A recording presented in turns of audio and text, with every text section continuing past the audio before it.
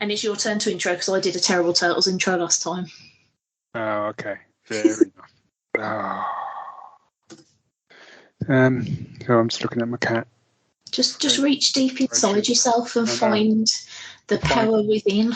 I'm going to find my inner cat. My inner cat. Meow.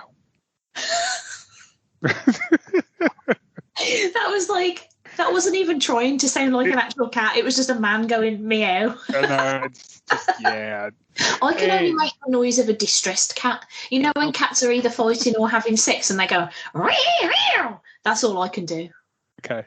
Cat noise. I'm here to tell you, didn't really sound that great.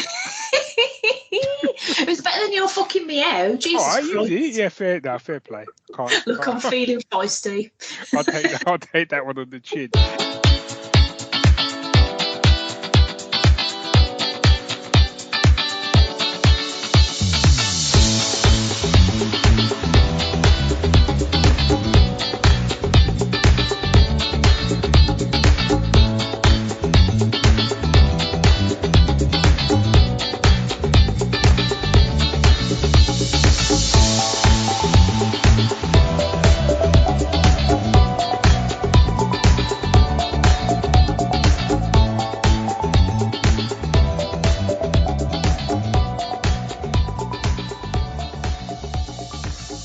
It's us, isn't it? It's called Blimey. It's Stace Barry in the morning, isn't it? And I am your host, Barry, aka Dodgy B, bit of a geezer, bit of Roy. You want some of this? Have it, you slag. And joining me on the is my charming and effervescent co-host, Stace. Hello, it is me. I was very worried for a moment there that you were going to keep the London thing going on and be like, and this is my slag or something, and I was going to get really upset. But then you called me effervescent. Yeah, see? It's just like your pet slag. It was literally the equivalent of me like in a plane on fire heading towards the ground and certain death and then pulling it out of a dive at the last minute. This is my utter tart, Stace. No. It's well done for rescuing it. Thanks. Anytime. How you doing? Yeah, I'm all right. You know, Friday and that. I mean, Saturday and that, innit? Woo, weekends, baby. It's officially spooky season. I've got a jumper on. It's not a roll neck, though. In fact, I bought a jumper. It's like a V-neck. And I bought it simply because I really liked the colour. It's like a cobalt blue. Yeah. But I had to get the size bigger than the size I would normally have because my size wasn't in stock. But I didn't realise that it was also a V at the back of the neck, which is very weird. Oh. But it keeps slipping off one shoulder now because it's a size too big. So I do look like a bit of a tart. And my one shoulder but my one shoulder keeps getting cold. I'm like, this jumper's not having the desired effect. This is killing the sultry. In my world now, you'll be shooting some sort of I don't know, some kind of like sleazy detective film, and you're like the femme fatale, and the camera zooms in on you, and you can see your shoulder, and it's kind of just slightly off, and then suddenly it's like, oh, it's a bit taters in here, isn't it? And you just start dithering. The shivery slut. That's what they call me. Shut a window. All in the barn. Just putting a jumper over my jumper. Yeah. I have not made the trek up into the loft to bring down my roll neck sweaters, but it's coming. I have, however, made significant fires in my fireplace, and I'm very happy about that. Oh, I did see the fires. They looked good. Although I'm very glad we don't have a fireplace in our house because I think I would have set fire to the whole house by now. Just don't trust me with flames. Yeah.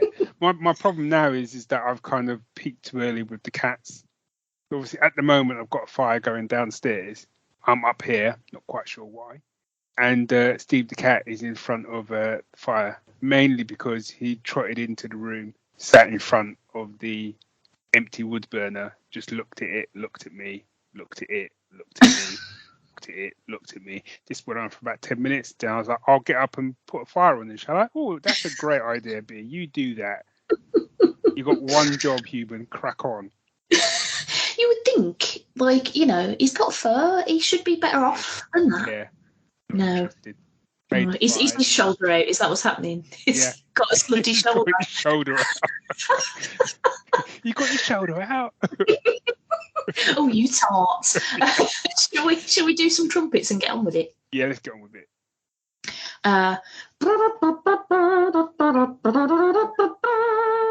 Jazz. I'm going to go with pick of the fortnight, and I'm going to do mine because it's going to be really, really fast because I don't really want to ruin it. Okay. So I officially am in spooky season mode. I love a good horror film, and I love quite a lot of shit horror films too. I've got a really claggy throat. I'm really sorry if I'm very like when I'm talking. It feels in my mouth like I'm chewing gum, but I'm not, I swear. So Rich and I watched a film the other day called Bodies, Bodies, Bodies, and it is a horror film about a group of friends who decide to like hunker down in, because they're all like kind of rich, hunker down in one of their like fucking mansions during a hurricane, and they play a game called Bodies, Bodies, Bodies, the point of which is one of them is secretly assigned the role of murderer, and then they all have to like disperse around the house, and the murderer has to go around and like in inverted commas kill one of them, and then it's up to the rest of them to like detective out who the murderer is. But as you might suspect from the fact that I called it a horror film, obviously things go a little bit wrong in the sense that like people actually die. Oh, okay. And I don't want to say any more than that because I think to talk about the rest of the plot at all would be to spoil. But I thought it was brilliant. Like I was going to say I'm not hard to please with horrors, but I sort of am because I feel like a horror film either has to be so genuinely terrible that it's a really good time, like for a laugh, or it has to be actually good. Like I feel like the worst thing you can be as a horror film is middling.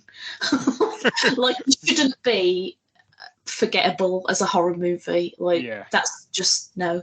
But so like I was thinking to myself, like I want this to be either be trash or I want to like genuinely enjoy this as a film, and I genuinely enjoyed it as a film. It was really good, and I didn't see where it was going. Maybe I'm an idiot, I don't know. I mean, I'm a little bit an idiot, but Rich didn't seem to see where it was going either, which is usually a good tell because he's smarter than I am at media type consumption and analysis. I shouldn't really be the one of the two of us that has a podcast or several podcasts, if I'm honest.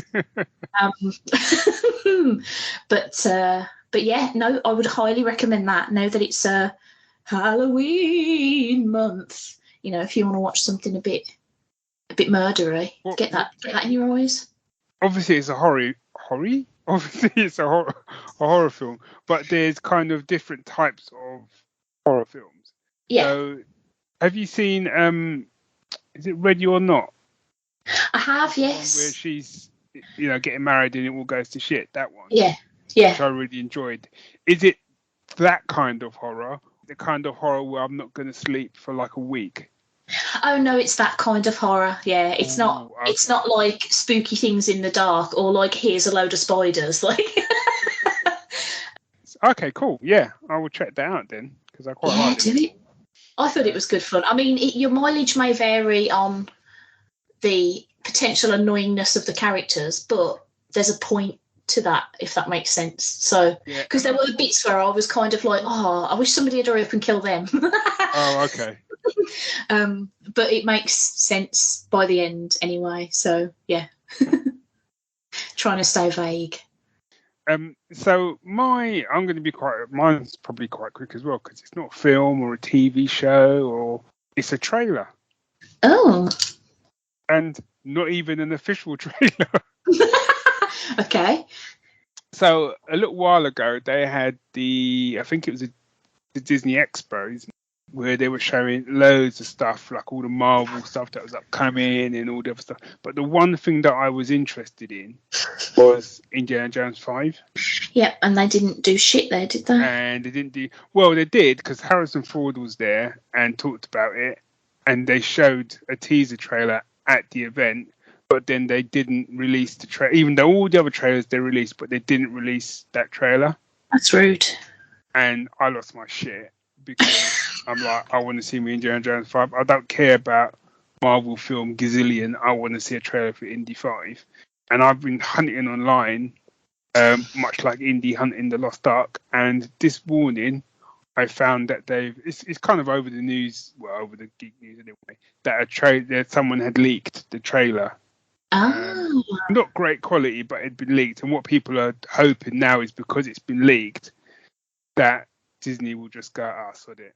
We'll just put the trailer out, which is what I'm hoping. I might have to send them a letter to go, dear Disney, I have now seen the trailer. Feel free to release it properly, high res. That'd be lovely.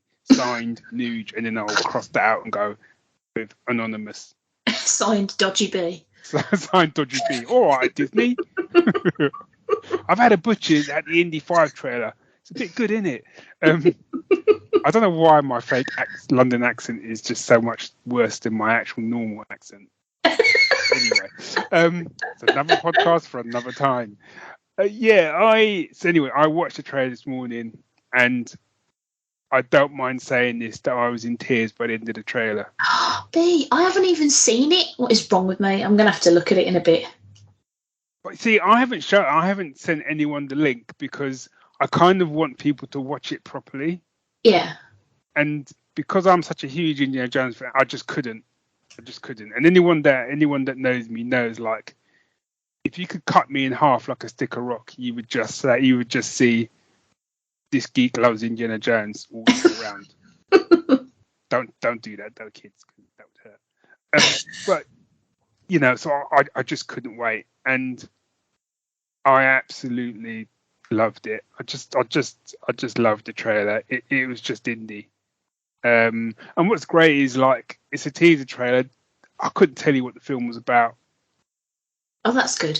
Yeah. I have been wondering about whether going forward I just try and watch like teaser trailers only. No, but it's so hard. Yeah, and I've tried it a few times. I've watched the teaser trailer and go, right, my hands go, that's me sorted. Don't need to watch anything more. I'm thoroughly excited for this film. Oh, there's another trailer out. Might as well have a watch of that then. Oh no, it's now told me the entire story and spoiled the entire film. Might as well not bother going to fucking see the film. I'm torn. There's a part of me that I kind of just want to see the high res teaser trailer and go, yep, I'm sorted. But there's another part of me that kind of feels that if they drop another trailer, I won't be able to help myself. I just won't. I need to have it in my eyes, especially as the film's not coming out until 30th of June next year. That's a while off, isn't it? So it's a while. But yeah, I absolutely loved it. And they haven't released the title of the film yet, but the rumor is that actually they have, and the rumor is that it's actually just going to be called Indiana Jones. Okay. Which is kind of par for the course, because the guy who directed it, I think, is the same guy who directed Logan. Who did Logan? Okay. So I bloody loved Logan. Yeah, me too. So maybe. But do you know what? I don't care what you.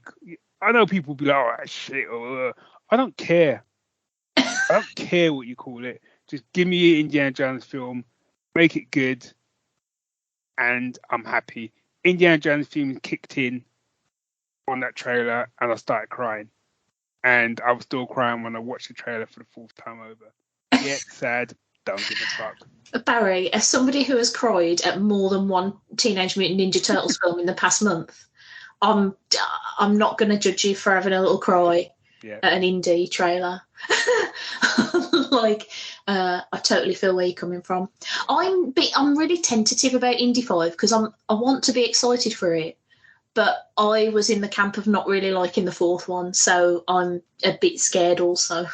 But my thing is that, like I said, that I thought the trailer was really well put together. It's really interesting and kind of, I think, confirmed some of the potential plot leaks that have come out like over the last sort of year or so, and I'm kind of interested. I think the woman from Fleabag, is it Phoebe Waller-Bridge? Waller-Bridge, yeah. Yeah, there's little bits of her in the trailer.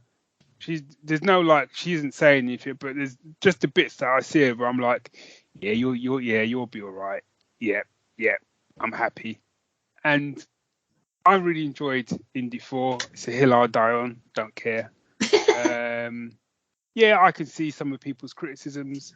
I could do lengthy podcasts on the criticisms about people going, oh well, it's sci-fi, isn't it? And it's Indiana Jones doesn't hunt aliens.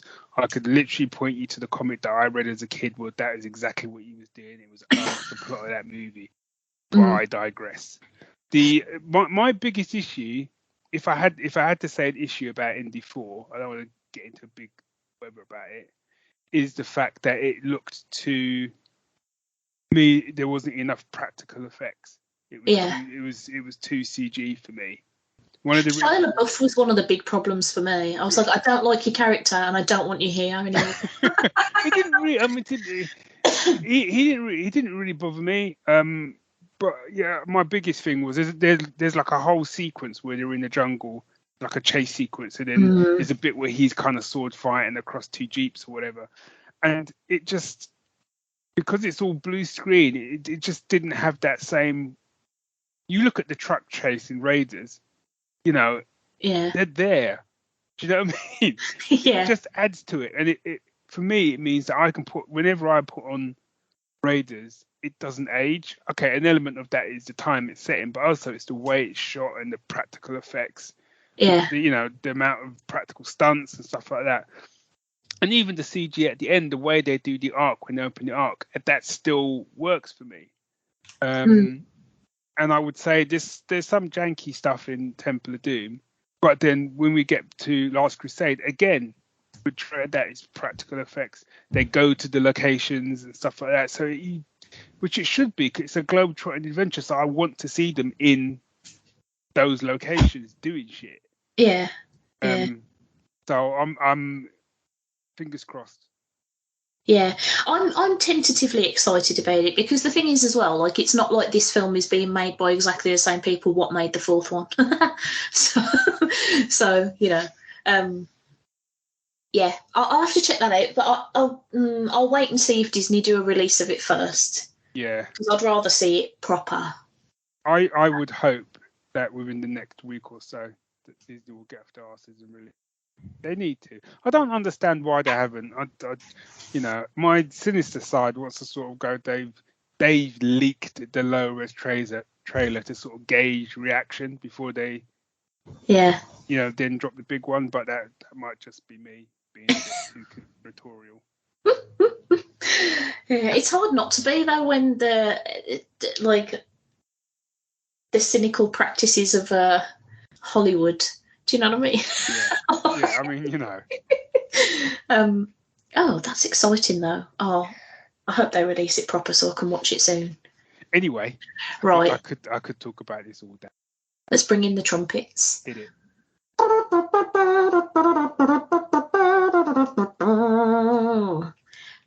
Musical musings. Let's do that one. Ooh. I had the week off last week because it was my birthday on the Monday. And then my birthday on the Monday got slightly ruined by a certain really famous funeral that sort of cancelled everything. So on the Tuesday of my birthday week off, I decided to dub it TMNT Tuesday, and I watched 4 Turtles movies, 4 episodes of Turtles TV shows, and started rereading the IDW comics. And I've got to say, it was a really fucking good Tuesday. It's an excellent way to spend a Tuesday. If any of you have got, you know, a Tuesday off coming up that you don't know what to do with, TMNT Tuesday. So the song that I've picked is actually annoyingly one that isn't on Spotify, which is why I think I haven't picked it before, because I sort of forgot it existed because it wasn't on my Spotify playlist of bits of score what I like. But did you ever watch the 2007 like CGI animated Turtles movie? Is that the one where Raph and Leo have a fight in the rain or something? On the roof, yeah. Yep. That movie is boss. That movie is tough. Oh, God. Well, this piece of music is called Night Watcher, and it's fucking rad. So, like, one of the plot threads of this film is that Leo's gone to do some baffling training. Splinter has sent him to train to be a better leader, but sent him to do it on his own in the jungle. I don't know how you're supposed to be a better leader when you're not leading anyone, but anyway. And whilst he's gone, Raph decides to become the Night Watcher. This is like his like vigilante alter ego. And nobody seems to know it's him, even though he looks like a big metal turtle. Yeah. Leo gets a bee in his bonnet about it. He's like, who's this Night Watcher? I'm going to take him down a peg. But the Night Watcher theme, which is by Klaus Badelt, who you might know as being the composer behind Pirates. Yeah. The Night Watcher theme's awesome because it's very vigilante badass. It's all like electric guitar and like bombastic brass and like, you know, frantic, exciting strings, and I just love it. It's like such a fucking great piece of music. It's very annoying to me that they've never released the whole score for the film, and that the music from the motion picture album has only got 2 bits of score on it, and then the rest of it is just incidental songs that happen to be in the film. That is one of the most annoying, as a soundtrack fan, that is one of the most annoying things when I go, oh, you know, I've really loved the music in this film. Can't wait for it to be released. Oh, here's the official motion picture soundtrack. Loads of tracks by pop stars, and I'm like, this is not it. Yeah, it's really infuriating. Yeah. But I was listening to after I watched the film. I keep just putting Night Watcher on YouTube now because I'm like, hey, this piece of music's great. So there you go, Night Watcher by Klaus Badelt. I want to give an honourable mention to a piece of music. Have you been watching Andor, the new Star Wars? I have, yeah. Okay. So on was it the 3rd episode? I think it was. Towards the end of the 3rd episode, there is a piece of music that they play through it, which just keeps building and building a bit, and it is glorious. But I can't find it on Spotify. No.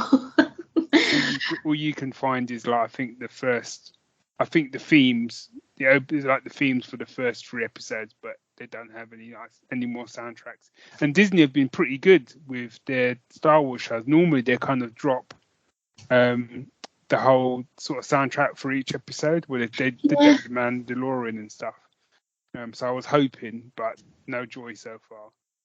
That's annoying. Yeah, so that's my honourable mention. A piece of music, I can't even tell you what it was. So in ways it was a pointless 2-minute conversation. Put that one in the bank for a future episode. But my actual pick, so this month, in fact, it was the 29th of September, marked the 55th anniversary of the screening of the first episode of The Prisoner on British TV. Oh, okay.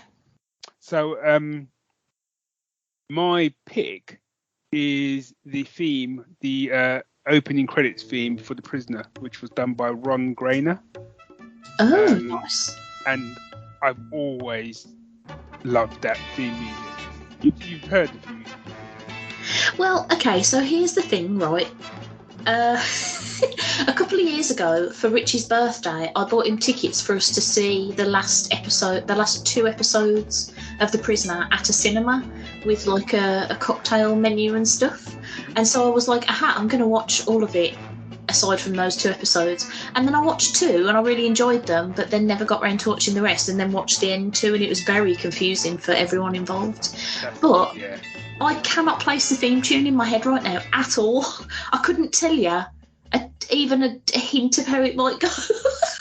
Which is good, because that means you'll get to listen to it when this episode gets released, and you go, ooh. Because that opening theme music is boss. Not only that, the opening credits, I still say, and I said it on Twitter, if I was to ever quit my job, that is how I would quit my job. Because it opens with basically Patrick McGowan's character, who we kind of reckon is some sort of secret agent. Now, he did a show before this called, I think it was called Danger Man. And he was like a sort of secret agent. And there's, you know, some people think that this was kind of loosely linked, but it was never, I don't think it was ever confirmed. That opening sequence, he basically drives to his office and then kind of hands in his resignation, and then he goes home to like pack and leave, and then he gets knocked out and wakes up in the village. Is awesome, and it's still one of my favorite just openings of a TV show. because it just hooks you in every week. It just hooks me in. So yeah, that is my musical musing. Ron Grainer's Nice. The Prisoner. Excellent. I went to Portmeirion before I'd ever even heard of The Prisoner, and I was like, what are we doing here? It's really weird. Like, did you see like a giant ball floating across the sand that you had to run? Like Rich and his mate Paul were like, oh look, there's that and there's that, and they were like posing with like a big statue of Buddha and stuff, and I was like, what are we here for? Like, what is this? What are you doing? Why is this a thing? Why should I be excited? I don't understand. It's very bizarre because there's nothing there really other than that small village. It's like, have we taken a wrong turn in our lives? Have we got time for a final segment? Yes. I can be really quick about my bit anyway, but hey, here's some trumpets. Geek all about it. Geek all about it. Get your geek news. Oi, madam, get your geek news. It's only your 10 pence. Oi, leave it, you slag. I've got to come up with something better than you slag. Yeah, or leave it or have it, because you're, or have it, you know, that's a lot. My favourite fake London, when I'm doing my fake London accent, is, who are you? Oi, we're the Sweeney son and we haven't had any dinner. So unless you want a kick in, you'll tell us where Johnny is. Okay. Or put your trousers on, you're nicked. Oh dear. I might just do a whole episode. It's just half an hour of me just doing random Sweeney quotes. And me just baffled in the background going. It's just called Have It. Yeah, about some news. Have this. Fucking Deadpool 3, everybody. Fucking. I was hoping you'd pick that because then it's a joint news because that was my news. Fucking hell! I almost lost my shitting mind. I saw it on Twitter, and then within about 2 seconds of me retweeting it, I had about 4 messages on different platforms where people were like, have you seen the news? Oh my God. I was like, I have seen the news and I've shit myself in bed. I'm so excited. It's not coming out till 2024 though. I know. What are you fucking doing to me, Ryan Reynolds, you absolute cunt? Like, oh God, it's so beautiful though. Right. All right, I'm excited. I'm sorry. I need to calm down. It's all right. So Ryan Reynolds did a little jokey, lovely video that was like, oh, what are we going to do about Deadpool 3, lads? And then poof. And this is a massive spoiler for everyone, but I feel like if you can get to 2024 without finding this out, you're a hermit living in a cave. Dead. Fucking Hugh Jackman's going to be in it as Wolverine. My tiny mind, it blew. My thing was they dropped. So I didn't, because there was a video floating around with Ryan Reynolds, and the screenshot was basically him in glasses with like an old Deadpool suit, like he was typing at a keyboard. Yeah. And so everyone was like, have you seen this? And I was like, whatever. And I didn't make any connection because I was like, I'm not really that interested. I like Deadpool, but I'm not that fast. Do you know what I mean? I'll get around to it. And then for some reason, I just decided to watch it. So I had no inkling what it was going to be. I just put it on, and he was kind of talking, and I did feel a slightly kindred spirit because a bit where he's kind of said, yeah, it's been quite difficult, trying to come up with like what I'm going to do with Deadpool 3, and I've been searching my soul, and he's like, yeah, I've got nothing. And that's currently where I am with my book at the moment. So I could sympathise. But then it's the fact someone then walks just slightly into shot. You don't even see who it is. He just turns around and say, hey, Hugh, do you fancy being in Deadpool 3? And he was like, yeah, okay. And I was like, well, is this a gag? What the fuck? Yeah. Did you see the second video? I saw the second video because I thought I had to check my calendar to make sure that they hadn't made a new April Fool's Day like in September. That I hadn't. They've always got a different day of things now. And I was like, is this like the second April Fool's? September Slags Day. I don't know. Why am I saying slags? I'm sorry. September Scallywags. There we go. That's better. So I didn't watch the second video, which maybe I then sort of went, okay, so they actually are doing a Deadpool Wolverine movie. But that second video, was in tears because that was quality. Oh, it was so fun. It was so funny. I just like, here's the thing, right? It's gonna sound really bad. I can sort of take or leave Hugh Jackman. Like, I think he's a very handsome man, but like, he's probably been in about as many films where I've thought he was crap as he has been ones where I thought he was good. And like, I love Ryan Reynolds. He's like the perfect Deadpool. It's like the role he was like born to play.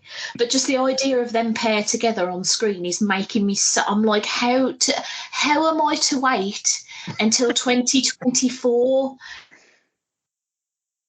Yeah. And I can't see it yet. We have to bring back the Did you? I don't know if we were recording Stace Barry back when the first Deadpool came out. But I joked that I really wanted to be in it in the background, just eating a chimichanga. And I tried really hard to get the hashtag chimichangas for Stace to take off on Twitter so that people would get me in the movie eating a chimichanga. And I think if you search for that hashtag now, there's maybe 4 tweets and about 3 of them are from me. But it's happening again. We're bringing it back. Chimichangas for Stace. I want to eat a chimichanga in Deadpool 3. Much like my hashtag nude for Indy 5, which has currently got me saying I'd like to be in Indy 5, make it happen. Yeah, because this is the thing, you see, I know what my acting skills are, non-existent, so I'm not going to say, put me in the movie. Like, I'm not greedy. You don't have to give me a line and put me in the movie.